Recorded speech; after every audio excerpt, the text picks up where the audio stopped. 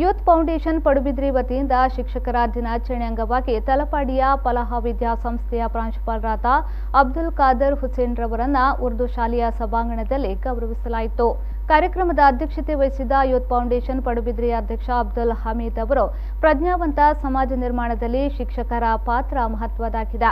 ಈ ನಿಟ್ಟಿನಲ್ಲಿ ಶಿಕ್ಷಕರ ದಿನದಂದು ಶಿಕ್ಷಕರನ್ನ ಗೌರವಿಸುವ ಕೆಲಸ ಆಗಬೇಕಾಗಿದೆ ಎಂದು ಹೇಳಿದರು.